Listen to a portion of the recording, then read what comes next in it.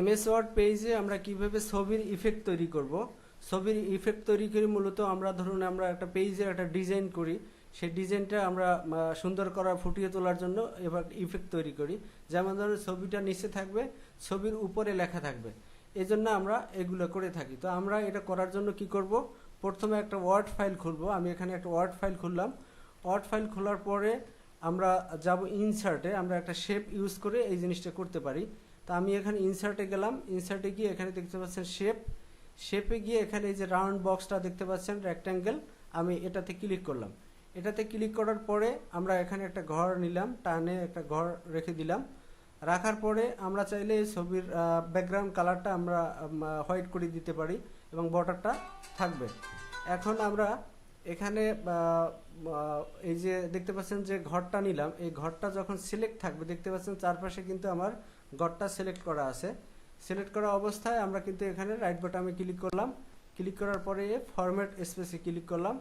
Click করার পরে এখানে দেখবেন যে পিকচার অ্যান্ড টেক্সট, এটার ক্লিক করলাম।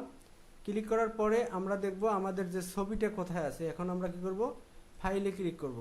ফাইলে ক্লিক করার পরে ডেস্কটপ সিলেক্ট করলাম। সিলেক্ট করার পরে আমার ছবিটা কোথায় আছে সেই ছবিটা কিন্তু আমি এখান থেকে বের করব। ধরুন আমার এই ছবিটা দিয়ে আমি একটা ইফেক্ট তৈরি করব। তো আমি এই ছবিটা সিলেক্ট করলাম, এবার ইনসার্টে ক্লিক করলাম। তার মানে আমার এই ছবিটা কিন্তু এখানে চলে আসছে। পুরোপুরি পেজে যদি আমি নিয়ে যাই, ধরুন আমি এই পুরোপুরি পেজটাতে আমরা বসাবো, এই ছবিটা সব পেজে আমরা বসাবো। তার কর্নার থেকে টেনে ধরে এক পাশ থেকে টানতে হবে, কিন্তু নাহলে ছবির রেজুলেশনটা ভালো দেখাবে না বা ছবির ছোটো বড় হয়ে যাবে। তো আমরা এখান থেকে টেনে ছবিটাকে বড় করে নিলাম।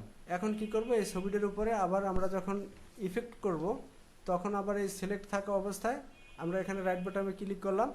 ক্লিক করার পরে আবার কি করব, আমরা ফরম্যাট স্পেসে ক্লিক করলাম। ক্লিক করার পরে এখানে দেখবেন যে এই ফিলে আমি ক্লিক করলাম। ফিলে ক্লিক করার পরে এখানে দেখতে পাচ্ছেন যে ট্রান্সপারেন্সি, এই যে একটা অপশন দেখতে পাচ্ছেন নিচে, এখানে 0 করা আছে, আমরা এটাকে একটু বাড়িয়ে দেব।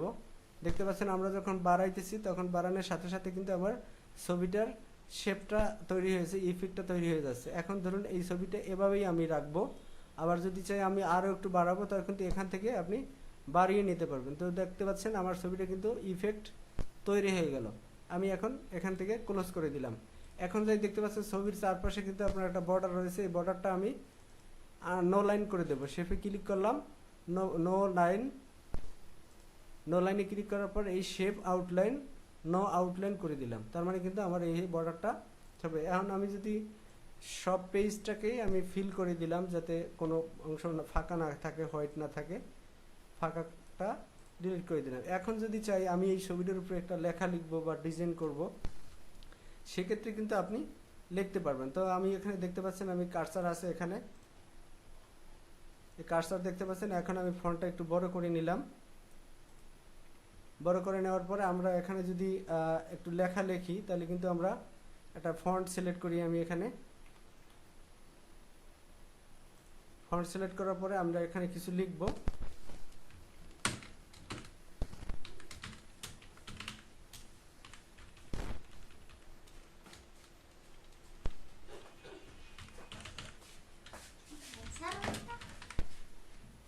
এখানে কিছু লেখার পরে আমরা কিন্তু এই লেখাটাকে আমরা ডিজাইন করতে পারবো, বা অন্য কোনো লেখা যদি আপনার থাকে সেই লেখাটা কিন্তু লিখতে পারবেন। তো আপনারা এভাবেই আপনাদের যে ইফেক্ট ছবির, সেই ছবির ইফেক্টটা কিন্তু আপনারা এভাবেই করতে পারবেন। আমার এখানে ফন্টটা অন্য ফন্ট আসছে, এই জন্য লেখাটা ভালো দেখাচ্ছে না।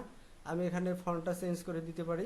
আপনারা চাইলে আপনাদের ফন্টটা আপনারা আপনাদের ডিজাইন মতো আপনারা যে কাজ করবেন সেই কাজটা আপনারা এখানে করে নেবেন। তো আপনারা এভাবেই আপনাদের ছবির ইফেক্ট আপনারা কিন্তু এমএস ওয়ার্ডে তৈরি করে নিতে পারবেন। তো